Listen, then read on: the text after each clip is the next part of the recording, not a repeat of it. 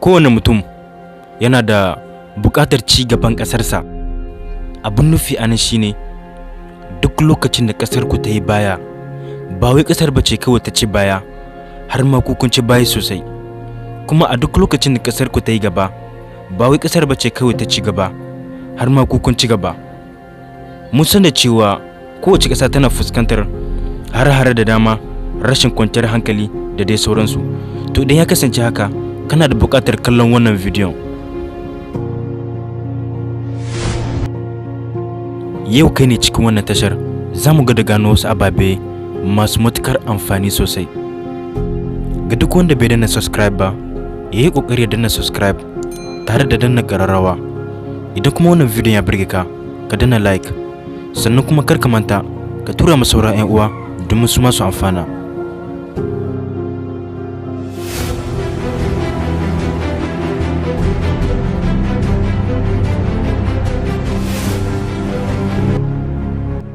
Mun kasance mutane, amma kuma ana cewa wasu na da bambanci da saura. Wato, farar fata tafi baƙar fata daraja. A duk kowace daƙiƙa, idan ka samu kanka kana tambayar kanka kai wane ne, abu na farko da yake zuwa ma cikin kai shine kai mutum ne. Ƙwarai, kai mutum ne. Amma ba wai ka zo nan bane don ka cika kwanta kai barci.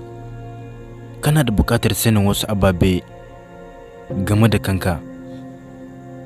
Idan ka dubi lokaci, za ka ga cewa a da ƙarni da yawa da suka wuce da kuma yanzu ba guda ba ne. Ababe da dama sun sauya, sai wanda ba ma za a iya kwatanta shi ba. Ababe da dama sun faru, kuma har yanzu suna faruwa, kuma har gobe za su ci gaba da faruwa. Idan ka lura za ka ga cewa a kodayaushe sabbin abubuwa ɗaya ke fitowa, a kodayaushe ana samar da sabon technology, a kodayaushe sabbin abun mamaki kawai ke fitowa. Abun lura a nan shine duk wani abubuwan ba kawai tsintar su bane ake, mutane ne ke samar da su, kuma mutane kamar mu. Tambayar da ni nake mu kaina ita ce, don me yasa ba mu ba? Don me yasa ba ma ƙirƙirar wani abu? Ina da yaƙinin akwai masu irin wannan tunanin da kuma fasaha, amma ababe guda biyu su sun kame da ƙasar mu baya, su sun ka hana mu ci gaba. Ababe kamar haka. Abu na farko, rashin karatu. Ko da babu wanda zai gaya mana gaskiya, mun san da cewa a gaskiyar magana a Afirka muna da rashin karatu sosai. Za ka ga mutum ya ce shi fa idan ba wai yana karatu ana biyan shi, yana karatu ana biyan shi. Misali, tun daga farkon karatun shi a fara biyan shi har zuwa ƙarshen karatun shi, shi fa ba zai karatu ba. Wanda a gaskiyar magana wannan ba ita ce mafitar ba. Abun nazari a nan shine lokacin da muka makaranta, yayin da ba ma karatu, sai muka ga cewa wanda ya mai da hankalin shi yana karatu ya bambanta da saura, ba ɗaya yake da saura ba.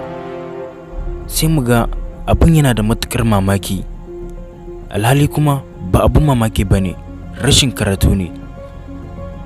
Za mu ga cewa yayin da ba mu da ilimin abu, ba mu da ilimin ƙirƙirar wani abu, sai mu ga cewa ta ya an kai wannan, ta ya aka samar da wannan, abun zai matuƙar ba mu mamaki. Amma da zarar mun samu ilimin abun, sai mu ga cewa abun yana da matuƙar sauƙi sosai. Abun nufi anan shine ba za mu iya samar da wani abu na ci gaba ba har sai muna da ilimi. Kenan abun da kamata a ce mun sani shine rashin karatu yana damun mu a Afirka. Abun da ya kamata a ce mun ƙara sani shine duk ƙasar da ke baya, to tabbas rashin karatu da kuma ilimi yana damunta. Abu na biyu shine fargaba. Da yawa daga cikinmu suna fargabar rashin nasara. Ba wai farawar ita ce damuwar ba, rashin nasara ita ce damuwar. Dakata, idan kana fargabar faduwa, to tabbas ka jima da kasancewa ƙasa.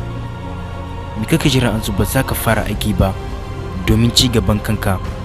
Me kake jira an ba za ka fara tunanin me za ka aikata gobe domin ci gaban rayuwarku ba. Babban abin da ya kamata a ce ka sani shine babu abin da bai yiwa har sai idan ba a gwada ba. Kar ka manta, idan kana ci da fargaba za ta girma, za ta kasance a kodayaushe tana saka fargaba.